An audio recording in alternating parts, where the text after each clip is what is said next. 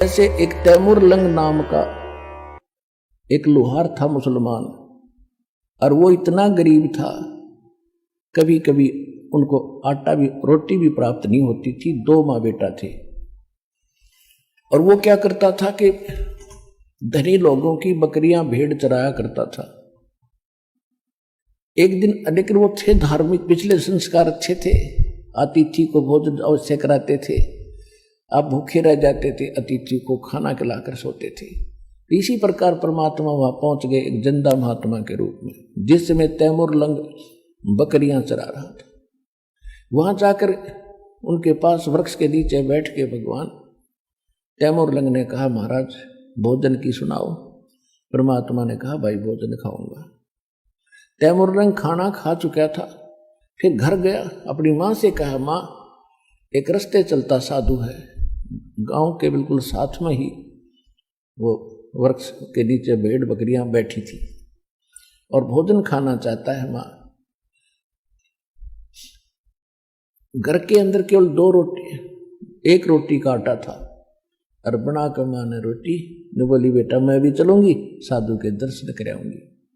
लेकर लोटा पानी का, 1 रोटी घर में बची थी, आटा वही बना के चल पड़ी।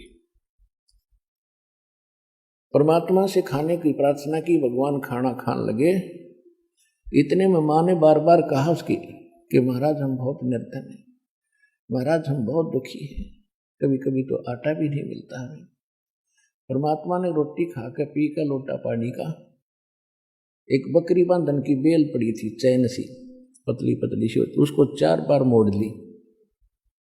वो इतनी पकड़कर उसके बच्चे का शर्म कड़म मारी, उठ कर 7 मारी, 1 2 3 गिन कर 7, और फिर मारे लात, और फिर मारे मुक्के।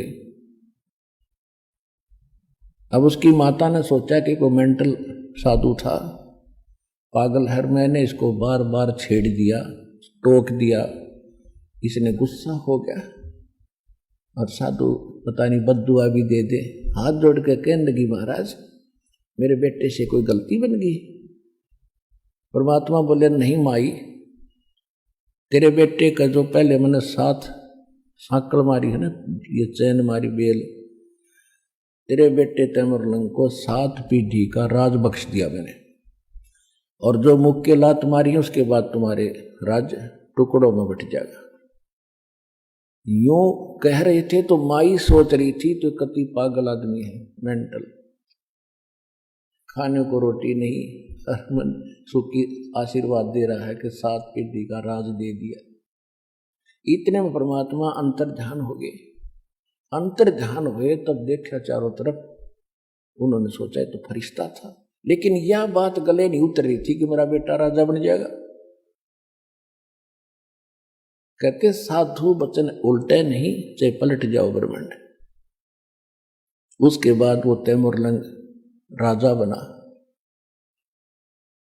दिल्ली के अंदर इतिहास गवाह है, दिल्ली तक को अपने काबू में कर लिया था, और यहां पर अपना एक नौकर बैठा दिया था दिल्ली के सिंहासन पर, वो उसको टैक्स देता था।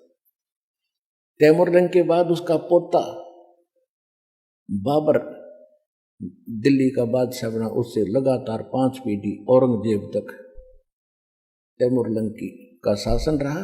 औरंगजेब के बाद ये टुकड़ों में उनकी पीढ़ी अलग अलग राज्य बट गए थे। रोटी तैमूर लंग को दीनी, ताते 7 बादशाही लीनी। आप अन्नदेव की आरती में पढ़ते हो तो पुण्यात कहने का भाव ये है, दास दो आपको आज आध्यात्मिक जो प्रवचन सुनाना चाहता है कि जो पिछली गलतियां कर चुके हैं और अब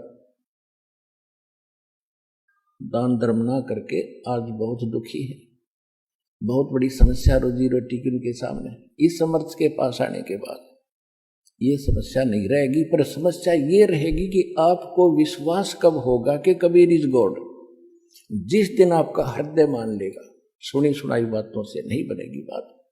आत्मा का साथी है भगवान, इस मन का साथी नहीं है। मन तो काल का एजेंट है, और परमात्मा की भक्ति से इस मन को भी आत्मा अपने अनुकूल करेगी। ये इस अब तो ये आत्मा के ऊपर बैठा है, इसने आत्मा को अपनी वाहन बना लिया और जहां पकड़ के ले जाता गंदे कर्म करा के इसके सहारे चल रहा है।